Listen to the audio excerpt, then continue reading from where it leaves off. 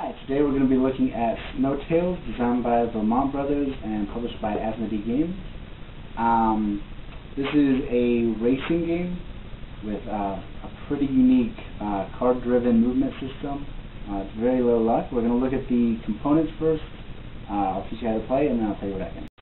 Okay, so here we can see some of the components. Each player will have a wooden sled in their color, and we've also got these nice wooden tree pieces that will be used sparingly for one of the special tracks. We've got a lot of these track boards, so you can see the start and the finish, and then a bunch of these. This is only about probably under half of the boards included with the game. This isn't an actual setup, of course. It'd be a very short race, but just to show you the components, there's a lot of variety in the tracks, and these are very good quality, I should say. Nice and sturdy. Here, every player is going to have a sled board. We'll get to this later, and these break tokens. We've got a bunch of cards. Each player is going to have their own set of cards. You can see the blue and green decks. And every deck is just going to have the cards 1 through 5 in it. And we'll get to those in a little bit as well. And lastly we have, well, not lastly, we have these dent cards as well, which are double-sided. And lastly we have the Big Paws token, which is given to the player that has had the longest turn up to that point in the game, and it has absolutely no game effect.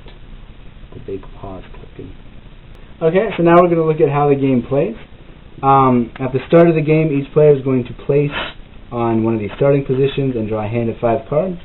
It should be noted that the 4th and 5th positions draw an extra card or 2 cards respectively, just for the starting hand. The game plays out in rounds. Each round, each player will get 1 turn. And the first round you go in starting order, so it'd be 3, 4, 5 in this case. Later on, after the first round really, you will go, the player in the lead will go first, so in this case blue would move. And in the case of a tie, whoever's on the inside of the next upcoming curve will go first. So here black will move, and then green. Okay, so how you move. Each player will have this player board, and this is really the driving engine of the game. On your board you'll see you have 2 dogs, which each start valued at 3, and a break token, which is also a 3. Your forward movement speed is the sum of your 2 dogs minus your break, so in this case 6 minus 3, you're moving 3 spaces forward, and that would be in a straight line. Drifting, which is turning, occurs when one of the dogs is pulling harder than the other. So in this case, your movement would be 8 minus 3, so you'd be moving 5. And you drift towards the side that the stronger dog is pulling, equal to the difference between the 2 dogs. So that's a difference of 2. So you would be moving forward 5, and at any point during your move you would have to drift 2 to the left. So I might do something like that. You're going to be able to play 1 to 3 cards during your turn. All the cards have to be the same value. Remember, the only values are 1 through 5.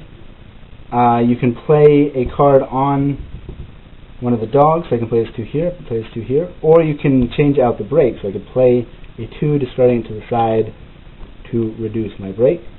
If you play multiple cards, they have to be at the same value, so I could play both of my 2s like that, and I flip that down. Like that. If I had 3 2s, I could change the break as well. But the only time you can play multiple cards is if they are of the same value. Okay, additionally, if you're moving straight forward, if your dogs are pulling the same, you can get a bonus movement equal to your current position in the race. So if you're in the lead, you only get an extra 1-point move. In a 4-person race, if you're in 4th, you'd get 4 points. So that's a little bit of a catch-up mechanism. On the board, we see some special features. Drifting always happens at corners. So here, if I drift, I would drift like that, and then so on, always paying attention to the corners when drifting. Here you would have to drift along this corner. If you hit the wall, you would take a dent. That's one of the main reasons you would ever take dent. The second reason is if you go over one of these red lines and your total move for that turn is faster than the number listed. So here I'd be moving 3 spaces. I could cross that no problem. If I was moving 5, as I was doing just a moment ago, if I had crossed that line during that move, moving 5, I had gone 1 over and I would get a dent card. If I was moving 6, I'd get 2 dents, and so on. Dent cards are very nasty. They clog your hand and make it more difficult to steer. So here, the hand limit's 5, so I'd have to discard at the end of my turn down to this, and now I only have 3 cards to maneuver with. For the rest of the game, if you ever get a hand of all 5 dents, you crash and are out of the race.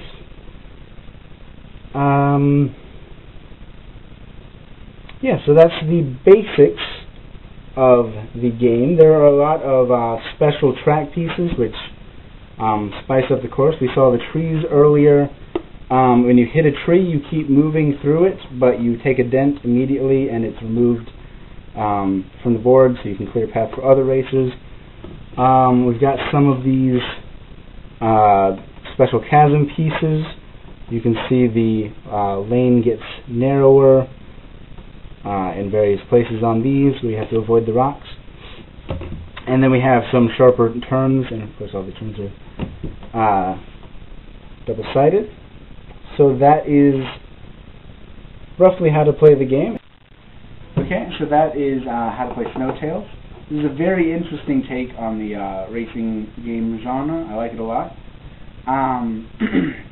There's very little luck compared to most games of this style.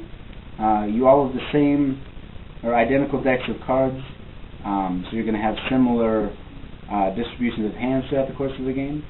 And there's only the values 1 through 5, so that helps reduce the chance element quite a bit.